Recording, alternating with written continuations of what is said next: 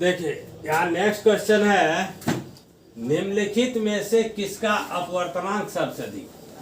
तो याद रखिएगा, हीरा सबसे अधिक चमकीला होता है और इसका अपवर्तनांक सबसे अधिक होता है। लेकिन ये भी याद रखना होगा, इसका अपवर्तनांक होता कितना है?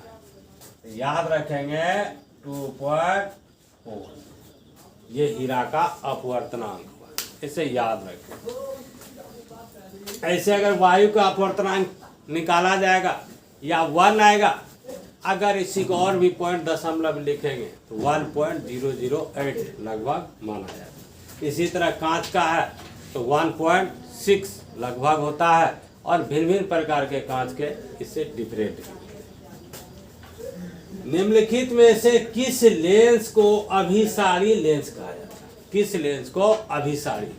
तो यहाँ ये भी लेंस से रिलेटेड है, प्रकाश का अपवर्तन से है, परावर्तन में ही पढ़ना था तो दोनों समझ लेंगे।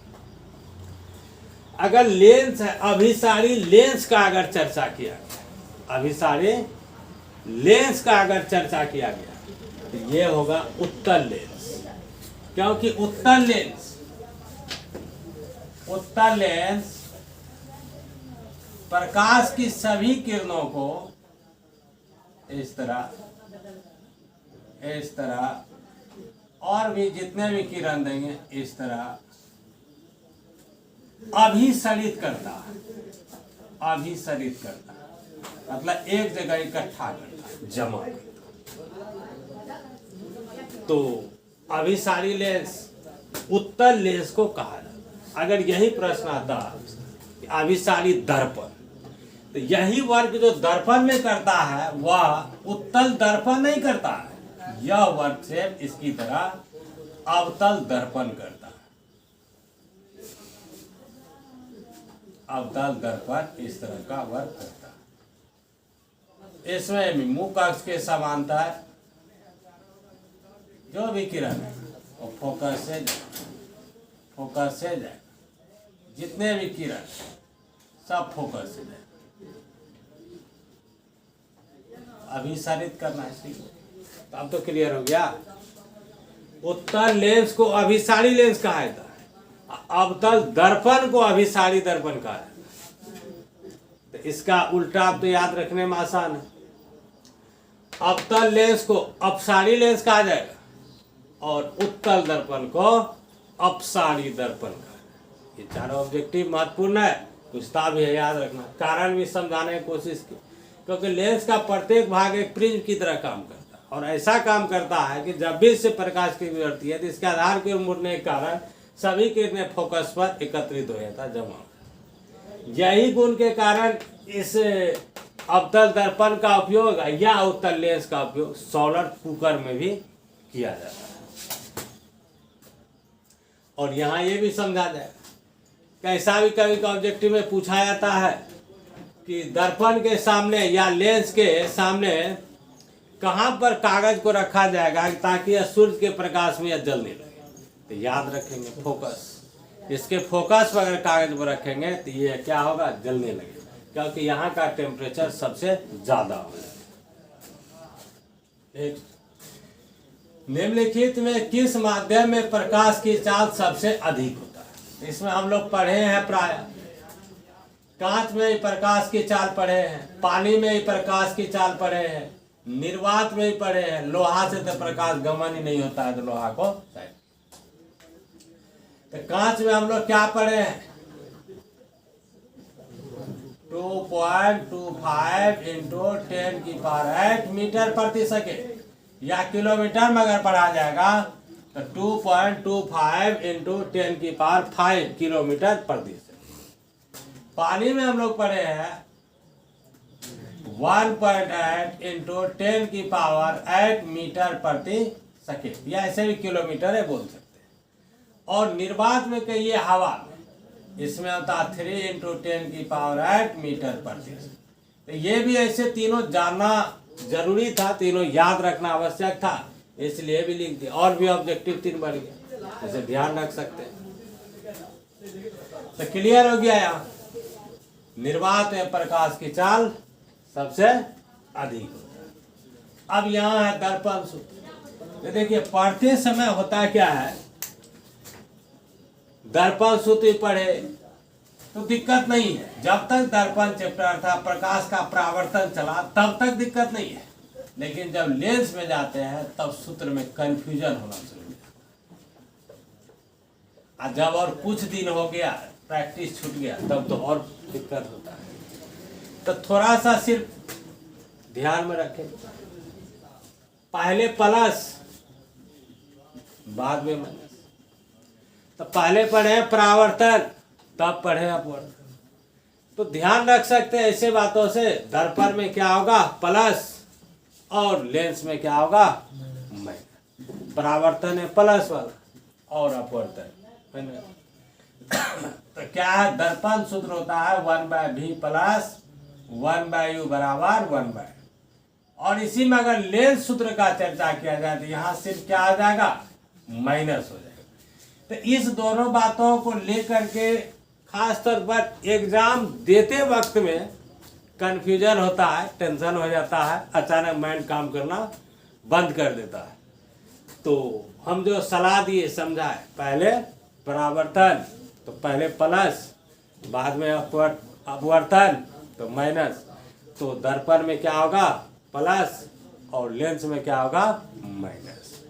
तो ऐसा भी नहीं कि दर्पण में थोड़ा सा घुमा के दे दे कि अवतल दर्पण में दर्पण से, तब ऐसा नहीं कि यहाँ दर्पण आ जाएगा माइनस प्लस खोज ले। उत्तल दर्पण में पूछ दिया जाए दर्पण से सेम होगा, क्योंकि दोनों दर्पण सूत्री है दोनों से। तो इसका राइट आंसर हो जाएगा 1 नंबर 1/v प्लस 1/u बराबर 1/f। किसी कार का अग्रदीप में प्रयुक्त दर्पण निम्नलिखित में कौन सा?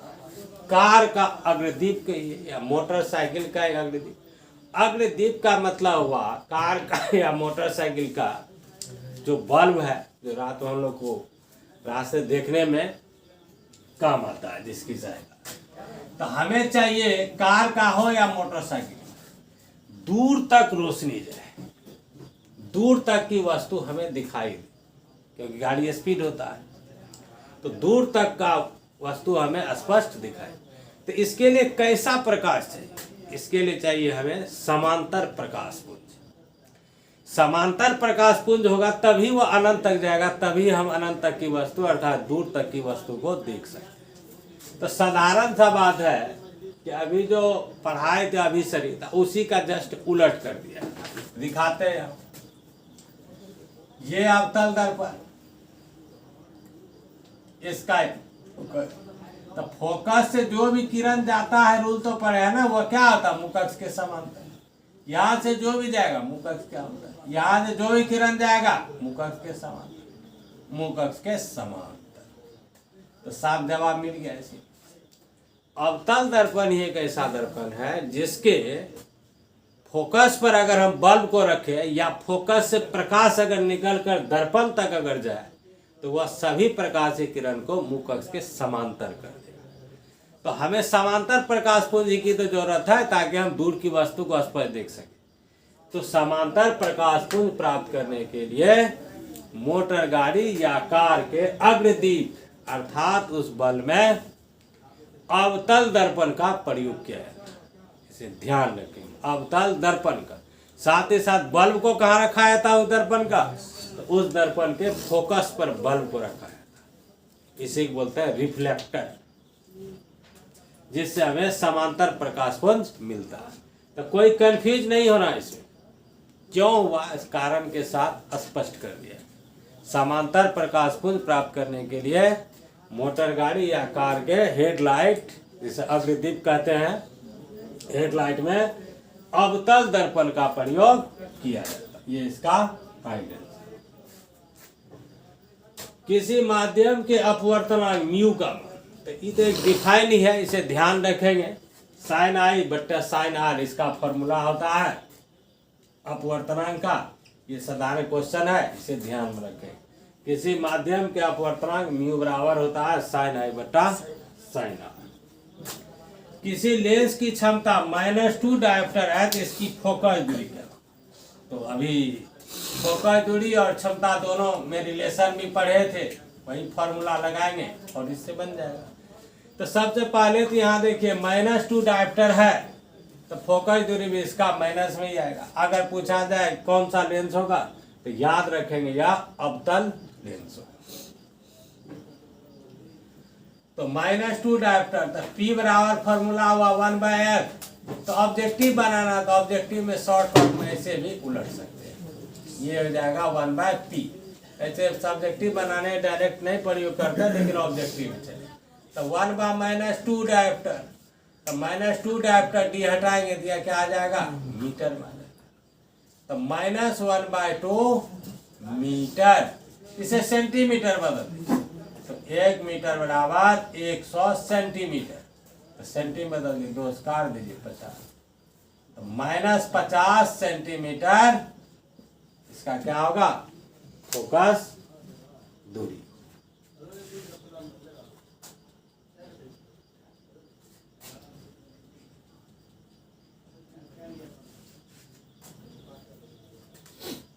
माइनस सेंटीमीटर मीटर, इसका ऑप्शन नहीं लिखा, तो इसका आ जाएगा ऑप्शन 4 दे दीजिए, यह आ जाएगा -50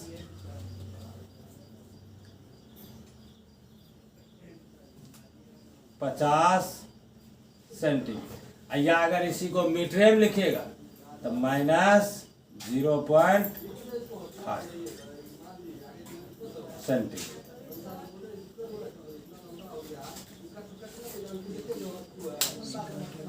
नेक्स्ट, कौन सा दर्पण आमतौर पर वाहनों में पीछे देखने में दर्पण के रूप में प्रयुक्त है? पीछे देखने, जिसको हम लोग साइड मिरर भी बोलते हैं। साइड मिरर ये गाड़ी के चालक के सामने लगा हुआ रहता है, जिसे बोलते हैं साइड मिरर। तो जिसमें हमें वस्तु क्या होगा, स्पष्ट दिखाई दे, बहुत दूर के वस्तु का स्पष्ट उसमें चित्र बने, और ज्यादा क्षेत्र का भी चित्र बने। तो हम लोग उत्तल जब दर्पण पढ़ रहे थे, तो उत्तल दर्पण पढ़ते समय किरण आरेख में भी यह बात को समझा गया। उत्तल दर्पण का जो सिस्टम था, इसमें अनंत तक की वस्तु कहीं भी रहे, इसका प्रतिबिंब दर्पण के पीछे साफ साफ और सीधा बनता है, कितनों ही दूरी पर, और साथ ही साथ इसका दृष्टि क्षेत्र भी बड़ा होता है, और ज्यादा क्षेत्र का वह छोटा दर्पण में, छोटा आकार में ज्यादा क्षेत्र का प्रतिबिंब बनाता है। यही गुण, यही प्रॉपर्टी के कारण इसका उपयोग मोटर गाड़ी के चालक के सामने इस दर्पण का प्रयोग किया जाता है। यह किस दर्पण का बना होता है? यह उत्तल दर्पण का बना होता है। उत्तल दर्पण याद रखें, यह उत्तल दर्पण। साइड मिरर में किसका प्रयोग किया जाता है? उत्तल दर्पण। या चालक के सामने कौन सा दर्पण लगा रहता है? उत्तल दर्पण। उत्तल दर्पण के सामने एक वस्तु को रखा गया है, इसकी प्रतिबिंब की प्रकृति कैसी है? अभी वही तो चर्चा ही चल रहा है, वही भी चर्चा इससे पहले भी समझाया, किरण आरेख खींचने के लिए। तो उत्तल दर्पण के सामने एक वस्तु को अगर रख देंगे तो इसका जो प्रतिबिंब बनेगा कैसा होगा? काल्पनिक होगा, छोटा होगा, सीधा होगा। पढ़ के देखिए क्या लिखा है, काल्पनिक, वास्तविक, वास्तविक या का। तो 1 नंबर इसका क्या होगा? राइट आंसर होगा, काल्पनिक होगा। किसी उत्तल लेंस के फोकस दूरी हमेशा होती है। तो चलिए फोकस दूरी के विषय में चर्चा है, चिन्ह परिपाटी से रिलेटेड है। तो चिन्ह परिपाटी जो भी हो, या दर्पण लेंस से खाली फोकस दूरी के बारे में सिर्फ समझा। उत्तल उत्तल उत्तल उत्तल उत्तल दर्पण, उत्तल लेंस, फोकस दूरी पॉजिटिव दोनों में। उत्तल दर्पण का भी फोकस दूरी और उत्तल लेंस का भी फोकस दूरी पॉजिटिव। अवतल अवतल, अवतल दर्पण, अवतल लेंस, दोनों का फोकस दूरी नेगेटिव। तो ये दोनों को इससे आसान क्या हो सकता है? आसानी से उत्तल उत्तल प्लस अवतल अवतल माइनस। उत्तल दर्पण उत्तल लेंस का फोकस दूरी पॉजिटिव, अवतल दर्पण अवतल लेंस का फोकस दूरी नेगेटिव। तो इसका राइट आंसर हो गया।